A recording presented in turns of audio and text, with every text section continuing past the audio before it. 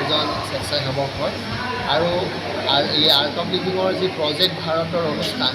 আচলতে আমি সকলোৱে গম পাওঁ যে আমাৰ আধ্যাত্মিক সদগুৰু শ্ৰী শ্ৰী ৰবি শংকৰদেৱৰ এটা পহল হয় আৰু তেখেতে গোটেই ভাৰতবৰ্ষৰ আপোনাৰ 7 লাখ গাঁৱৰ প্ৰায় 35 লাখ প্ৰতিনিধি বনাব বিচাৰিছিল। 7 লাখ গাঁৱৰ প্ৰত্যেকখন গাঁৱত 5জনকৈ প্ৰতিনিধি বনাব বিচাৰিছিল আৰু এই প্ৰতিনিধিবিলাকৰ দ্বাৰা কেনেকৈ আমি সমাজত পৰিৱৰ্তন আনিব পাৰোঁ আৰু এই পৰিৱৰ্তনবিলাক হ'ল স্বাস্থ্যৰ পৰিৱৰ্তন, কেনেকৈ আমি শাৰীৰিক মানসিকভাৱে সুস্থ হ'ব পাৰোঁ, কেনেকৈ আমি শিক্ষাৰ দিশত আমাৰ উঠি অহা প্ৰজন্ম যুৱক ল'ৰা ছোৱালীসকলক কেনেকৈ আমি এটা সংস্কাৰমূলক শিক্ষা দিব পাৰোঁ তাৰ ওপৰত সংস্কাৰ কেন্দ্ৰবোৰ আমি গাঁও অঞ্চলবিলাকত উপস্থাপন কৰিম। আৰু তৃতীয়তে কেনেকৈ আমি প্ৰাকৃতিক খেতিৰ দ্বাৰা আমি নিজৰ শৰীৰ আৰু গাঁওখনক সজাগ কৰোঁ। আমি দৈনন্দিন দেখিছোঁ নিজৰ শৰীৰবোৰ মানুহৰ ৰাসায়নিক খাদ্যবোৰ খাই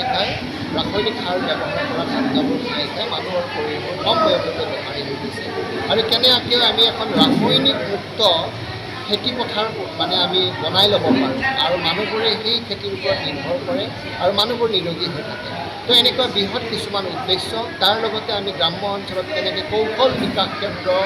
আমি আয়োজন কৰি যুৱ প্ৰজন্মক কেনেকৈ আমাৰ উপাৰ্জনমুখী কৰিব পাৰোঁ, তো সেই বিষয়েও আমি মানুহসকলৰ ওচৰত অৱগত কৰিছোঁ। আজি ইয়াতে আপোনাৰ প্ৰায় 400 প্ৰতিনিধিয়ে আমাৰ এই অনুষ্ঠানত যোগদান কৰিছে আৰু এই প্ৰতিনিধিবিলাকে গাঁও অঞ্চললৈ বাৰ্তা লৈ গৈছে যে কেনেকৈ আমি আমাৰ গাঁৱত শাৰীৰিক মানসিক আৰু লগতে খেতিপথাৰৰ লগতে শিক্ষাৰ ক্ষেত্ৰত আৰু লগতে কেনেকৈ স্কিলৰ জৰিয়তে আমি আমাৰ গ্ৰাম্য অঞ্চলসমূহ পৰিৱৰ্তন কৰিব পাৰোঁ। এক বৃহৎ উদ্দেশ্য লৈ আমি এই প্ৰজেক্ট ভাৰতৰ অনুষ্ঠান আমি গ্ৰাম্য অঞ্চলবিলাকত আয়োজন কৰোঁ। আমাৰ ভাৰতবৰ্ষৰ আমি যেনেকৈ গম পাওঁ যে আমাৰ 7 লাখখন গাঁও আছে আৰু এই 7 লাখ গাঁৱত আমাৰ প্ৰতিনিধি আমাৰ 5জনকৈ বনোৱা হৈছে। প্ৰায় 35 লাখ প্ৰতিনিধি হ'ব 5জনকৈ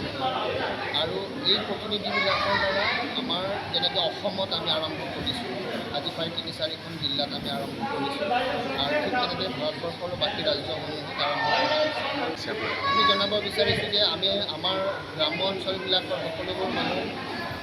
নিৰোগী হৈ থাকক, সুস্বাস্থ্যৰে থাকক আৰু উঠি অহা যুৱ প্ৰজন্মখিনি যাতে আমাৰ যেনেকৈ নিচামুক্ত